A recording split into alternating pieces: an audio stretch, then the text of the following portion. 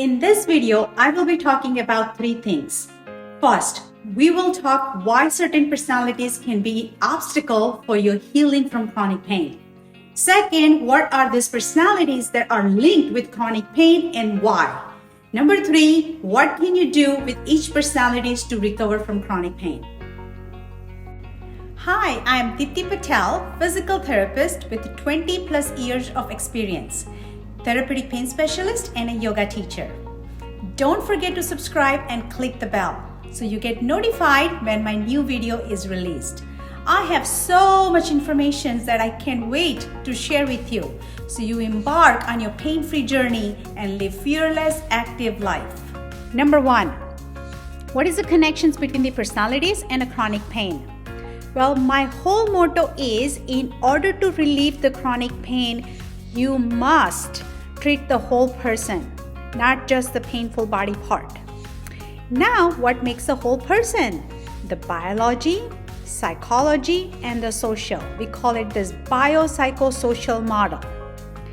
The biology is where we consider your physical structures of the body, the tissue pathology, your genetics, your sleep, nutrition, which includes the caffeine and the alcohol and the sleep.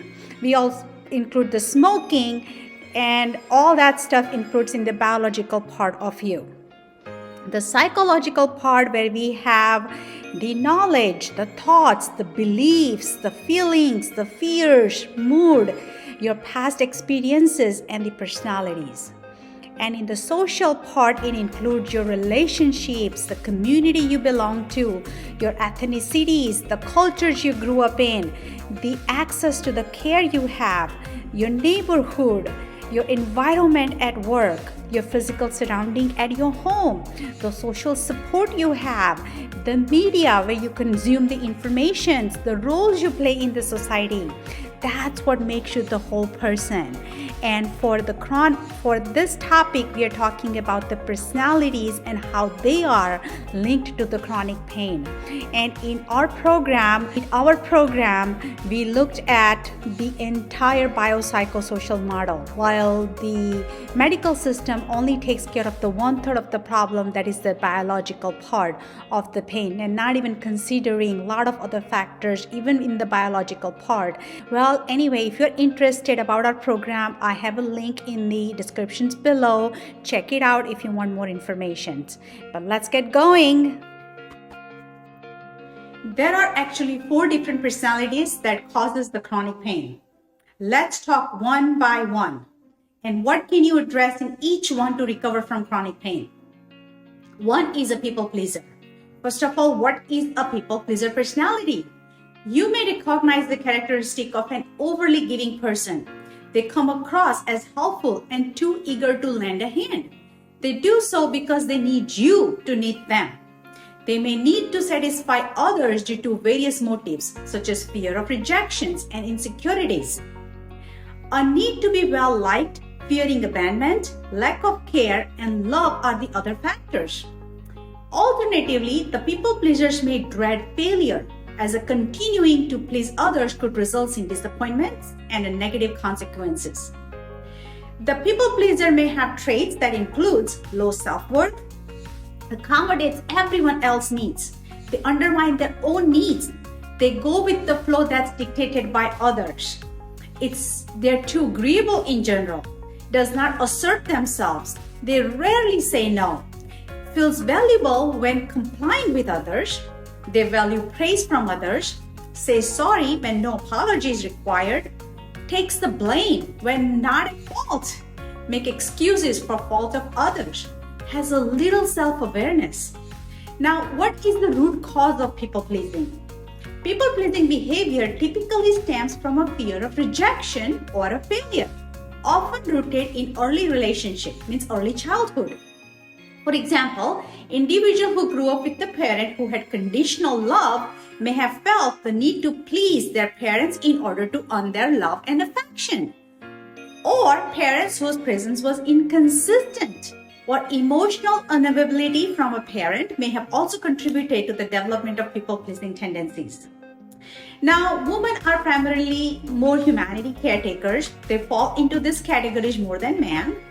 This can be attributed to societal expectations that women should be passive and less aggressive. As a result, they prefer to avoid the difficult or a high maintenance label. What people pleaser needs to do in order to heal from chronic pain, because it's a huge obstacle for you. So first of all, many people pleasers are unaware of what they're doing. They don't even know what they want or what their own needs are. That's why it is very difficult to put themselves first. This stems from their self-worth being tied to what they do for others. First and foremost, you need to acknowledge your own personality trait. You need to find your authentic self and find your self-worth and spend time with self-care. For you, self-care feels selfish, but taking care of yourself is must when you want to heal from chronic pain. Start small, maybe sitting down and eating one meal undisturbed, then slowly add more self-care to your routine. Let me give you an example. I had a woman patient who I was working with, and I was giving him some things to do, which required about 20 minutes of work every day. And she was overwhelmed. She said, "No, I can do that. I spend 9 hours twice a week doing this volunteer work. And I have elderly mother who I go every day and spend about 5 hours checking on her, making her meals and taking care of her and all that. I don't have time." I said, "Oh, okay. How about rather than going 9 hours twice a week, can you cut it down to 6 hours on the volunteer work? Can you do that?" She said, "Yeah, I can. And just come home early, make a healthy meal for yourself, and sit down and relax and do some of the work you can. And let me ask you this, how is your mother is pretty handicapped? Is she in a wheelchair? She's not able to take care of herself?" And she says, No. She drives, she takes care of herself, but I'm just a little too worried about her. So I just want to always make sure that I'm there and I give her, I'm there and I can take care of her. I can make meals and stuff." So again, I understood that she had a really strong trait of people-pleasing personalities, and it needed a little work. But just first and foremost is find out that where is your time going, and see if you can do something small for yourself and then go from there. Second personality trait that obstacle to your healing from chronic pain is perfectionism. Perfectionism is defined as a personality trait characterized by a drive for flawlessness, excessive self-scrutiny, and a harsh self-criticisms over mistakes. I admire those people who seems to be effortlessly succeed at whatever they undertake. They are hardworking, they keep the high standards, so I bow to them. But there is a dark side to perfectionist. There is a lot of pressure on themselves. These personality traits get even further intensified when you are dealing with chronic pain. How's that? By losing control. Perfectionists dread losing control. They meticulously shape their lives and avoid the unpleasant feeling triggers along like a shame, anger, disappointment. They follow an unvoiced motto: "I will remain unbreakable if I remain perfect." Alas, chronic pain poses a major challenge for them given merely its unpredictability and tendency of unraveling the most carefully planned lives. Perfectionists are merciless on themselves. They don't consider these external factors into the account. The self-criticism causes the disaster on their physical and psychological well-being.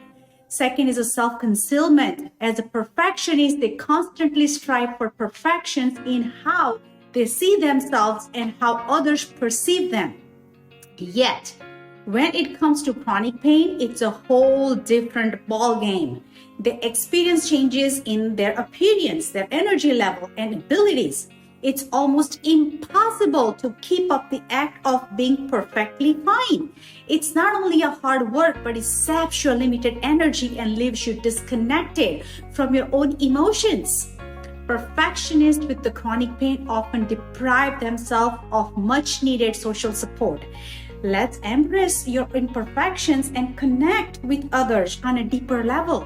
It's okay not to be perfect all the time. They hate daily reminders of imperfections. Our cultural understanding of pain is rooted in the belief that when you're in pain, you receive the medical treatment and we recover. But that's not the reality for most chronic pain sufferers. Rather, you tried several medical treatments and sometimes you improve, but the other times you don't. There are moments where you may feel bedridden for no apparent reasons, leading you to the questions of your progress. This state of limbo can feel like a personal failure, especially for perfectionists who strive for a sense of control over their lives.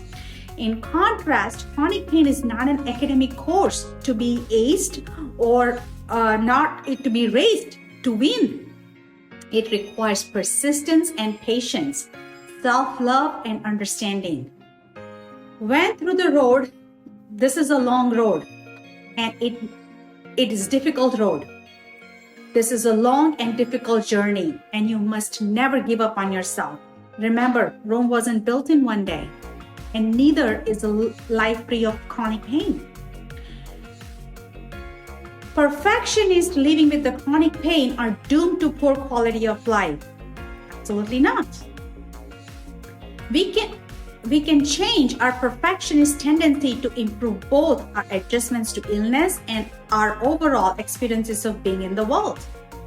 You can't completely change your personality, but here are the 4 strategies you can practice to pull back away from the perfectionism personality. First, cultivate self-compassion. Embracing self-compassion can reduce perfectionism. In fact, it's composed of 3 pillars. First is a self-kindness. Treat yourself with the same love and tolerance you would offer others. Second is acceptance. Knowing that pain and suffering is a part of life experienced by everyone. The third is mindfulness. Stay in the present. The second is let go of all or nothing thinking. Don't let the need for perfection hold you back. It's a common pitfall to think of ourselves as either perfect or worthless, which can result in giving up before we have even started or endlessly striving for 100% perfection, something that simply does not exist. Remember this, 70% perfect is perfect, while 100% perfect is a failure. It's all about doing your best, enjoying the journey, and reflecting on your accomplishments and high points. Don't get bogged down in self-criticisms for the mistakes and flaws along the way. Instead, strive to be good enough mother or a good enough person.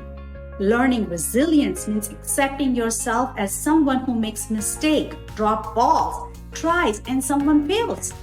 Recognize that there is a lot you cannot control and let that be okay. Next, look for opportunities to make mistakes. Fear of failure can paralyze even the most accomplished perfectionist. The belief that one cannot survive failure can prevent them from achieving greatness. So why not challenge this limiting belief in a relatively safe space? Choose an activity that you don't excel at, no matter how uncomfortable this may feel. As a perfectionist, doing something where you might be mediocre or even terrible goes against every fiber of your being. That's exactly why you should do it. By experiencing the discomfort of not being perfect, you can examine the emotions and thoughts that arise. As you navigate through your chosen activity, remind yourself that it's okay to be bad at. You will notice that nothing terribly happens when you stumble or you fail. In fact, you might surprise yourself at what you learn and achieve by doing so. So last, embrace your imperfect body. To live with chronic pain is to live with imperfection. Your bodies are letting you down, not doing what they are supposed to do, not being close to perfect. But can you love them in spite of this? When you have a flare-up of back pain and you lay in a couch with a hot pack on your back,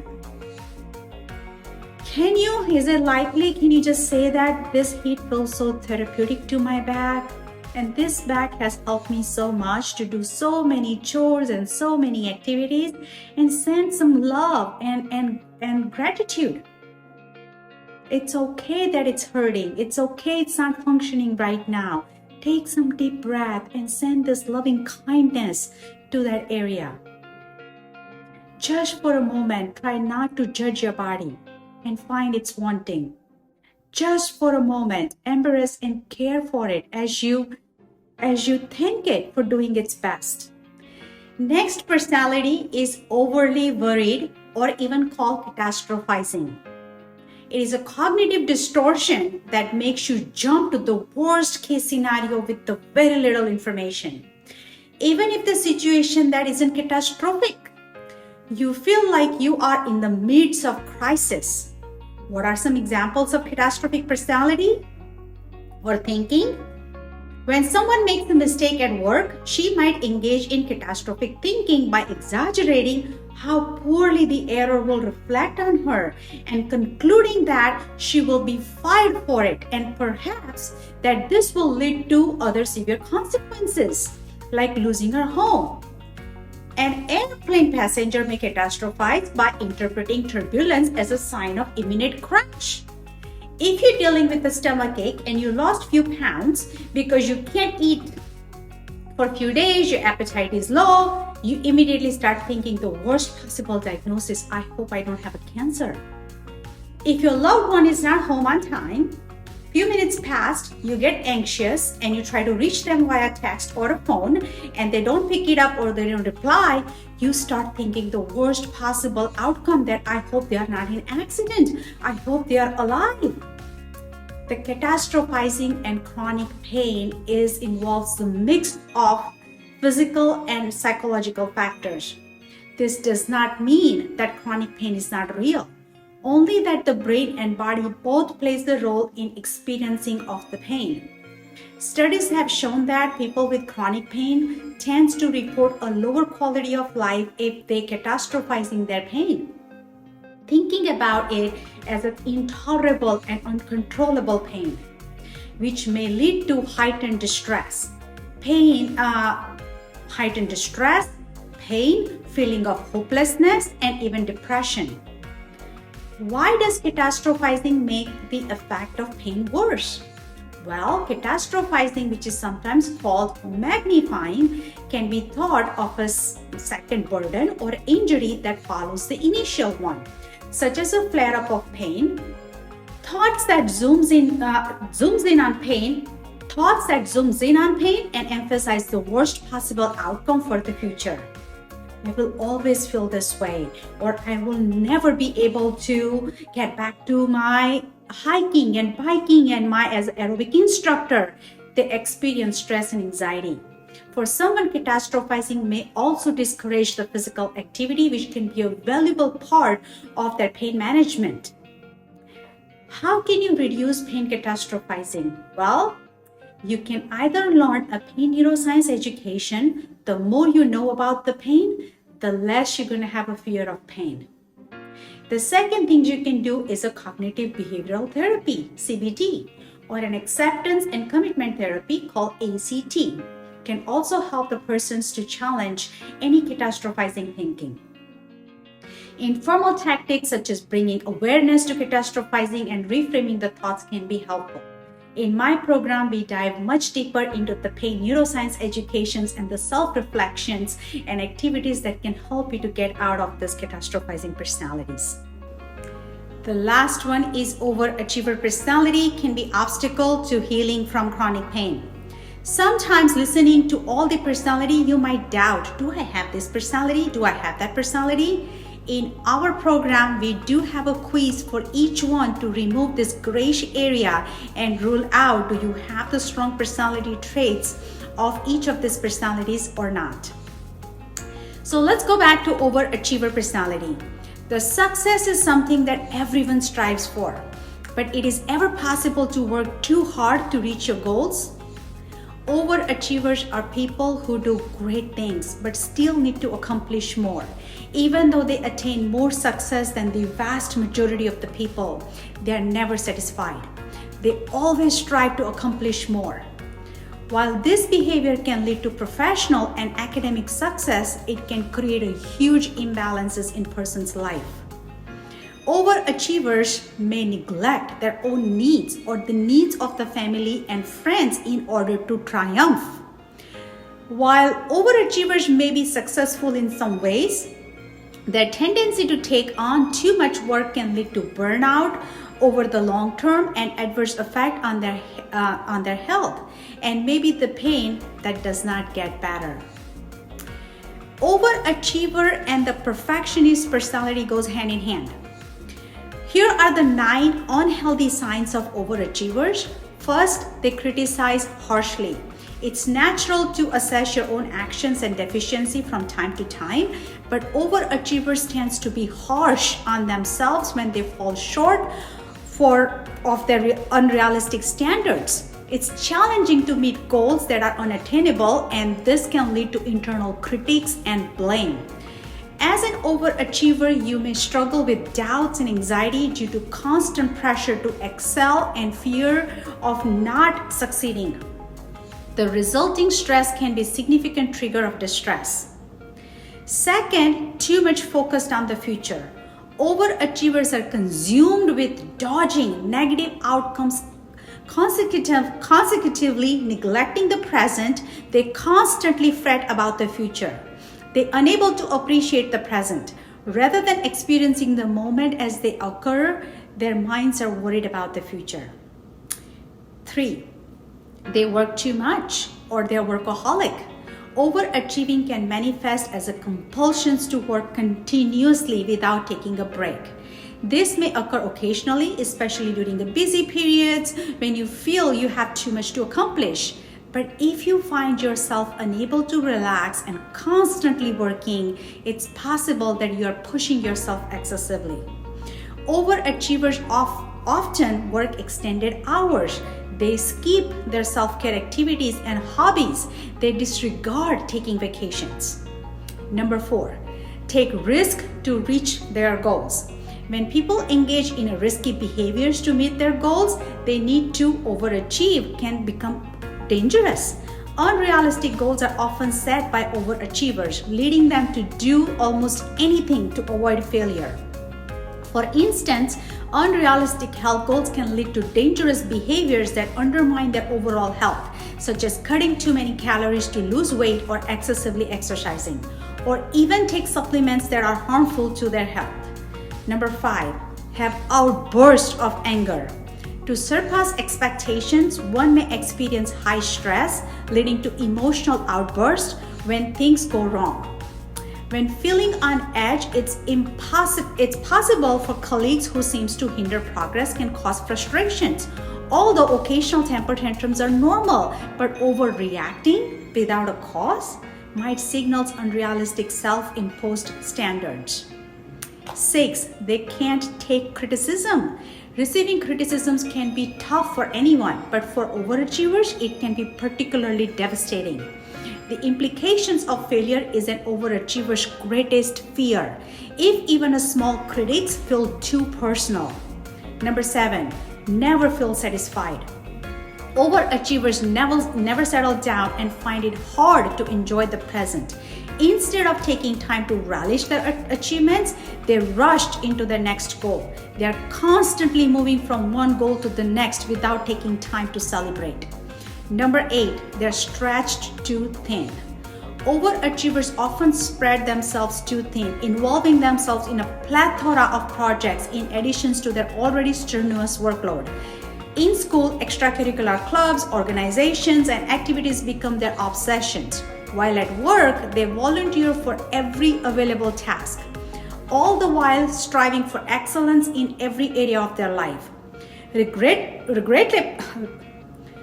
Regrettably, instead of mastering many skills, they become proficient at none, leading to an outcome that is highly prone to burnout. Number 9, motivated by fear. To work towards their goal, individuals may draw motivations from various sources. However, overachievers often find themselves driven by the fear of failure or letting others down, which may endanger their anxiety. Rather than maximizing a sense of achievement, such as avoidance-based approach tends to foster negativity, causing distress and undermining self-worth and confidence. Now, there is a difference between a high achievement versus an overachieving. Overachievers are more focused on reaching the finish line than they are on the actual end product. Achievement is all about reaching to an end. Overachievers are focused on doing just that. No matter what it takes, they will get it done. And the high performers are focused on reaching their goals, but they care too much more about how well they perform. Successes does not just mean finishing on time or taking certain tasks off a list. Instead, it is all about the journey itself. How well the project turns out, how much they learn along the way. The act of performing something is not simply to reach the end so that you can say this is finished. It is all about the performance itself. It is about doing something, doing it well, making something better, and even learning something from experiences. High achiever is healthier and overachieving is not. What do you do if you are an overachiever to heal from a chronic pain? Practice self-care. Even if you're working hard towards reaching your goals, you need to take some time off to take care of yourself. Do not overlook your well-being, both physical and the mental, just so you can keep your nose to the grindstone. Give yourself breaks. Reward your effort. Do something each day that will benefit your health and wellness. Connect with others. Overachievers are known to let their relationships suffer in pursuit of their goals. It is important to remember that maintaining healthy social connection is actually more likely to support your long-term success. Reach out to others, devote time to the ones you love, and be willing to let other people support you along the way. Overachievements, however, can be unhealthy and contribute to stress, poor relationship, and fear. Fortunately, taking a step back, focusing more on the quality of your success rather than the quality can help you to gain a better perspective on a personal achievement. I'm not talking about completely change your personality. That might not even happen. But first step is to be aware of it. Stay connected to your behavior, acknowledge it, and make smart choices of your own health and well-being. Hope this video gave you some useful insights, and let me know if you have any questions, any aha moments. Would love to hear from you. And thank you for watching.